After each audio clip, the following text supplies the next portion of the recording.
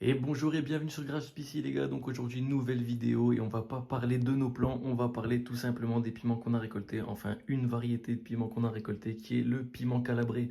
Donc on va voir son origine, d'où il vient, sa force, ses spécificités, etc. etc. C'est parti. Donc ce piment est un piment qui est assez doux, on le situe plus ou moins entre 25 et 40 000 sur l'échelle de Scoville, soit entre, enfin à peu près à 6 sur 10.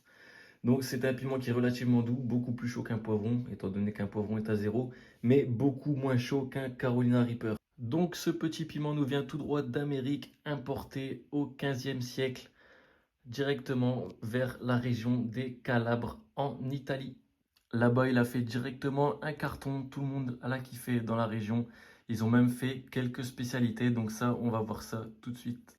Il a surtout été utilisé comme, enfin décrit comme ingrédient à la cuisine pauvre de la région, grâce à ses propriétés en fait un peu épicées, pour justement épicer un peu les plats et faire une charcuterie spéciale de là-bas, une charcuterie épicée qu'on appelle le ndouja.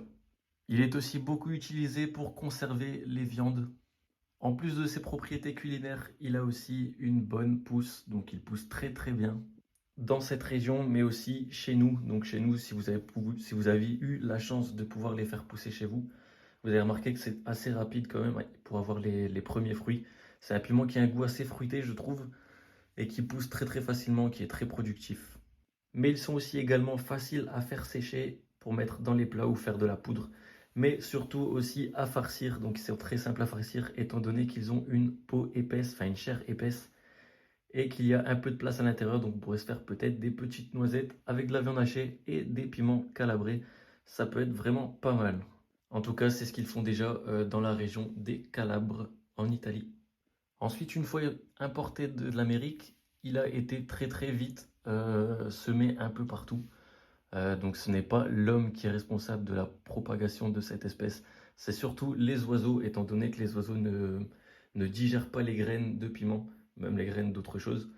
En fait, lors des déjections, les graines ressortent intactes. Et c'est comme ça que l'espèce peut se proliférer un peu partout dans les autres régions. Donc je vais vous montrer un peu à quoi ça ressemble niveau taille. On peut voir que c'est assez petit. Il y en a des plus gros, il y en a des plus petits. Mais franchement, c'est un bon piment. Je l'ai déjà goûté cru. J'ai déjà goûté sec aussi. En plat, je ne l'ai pas encore mis dans des plats. Donc ça, ce sera à tenter pendant cette saison.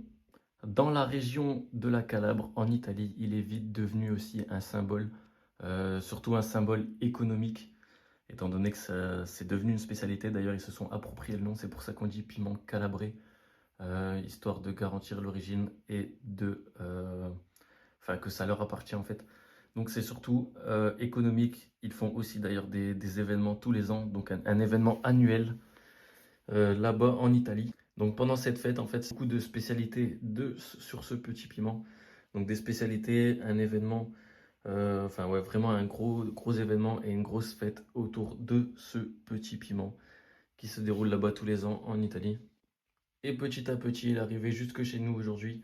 D'ailleurs, en fait, justement, ils se sont appropriés le nom. C'est pour ça aussi que des fois, vous voyez sur les paquets de semences, il ne sera pas forcément marqué piment calabré, mais il sera peut-être marqué piment cerise ou cerise calabré.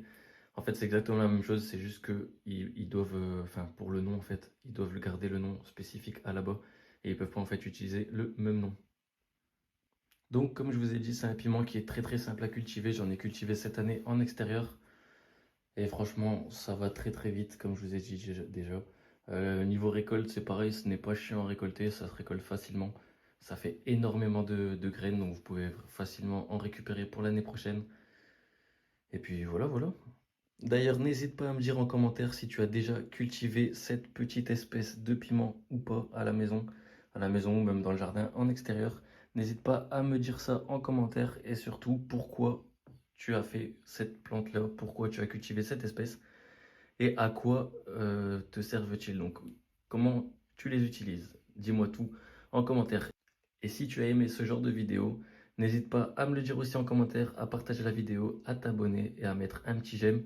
Peut-être que j'en ferai sur d'autres espèces si vous avez kiffé. N'hésitez pas à me dire en commentaire. Ciao les gars. C'était Grave Spicy. Je vous dis à la prochaine.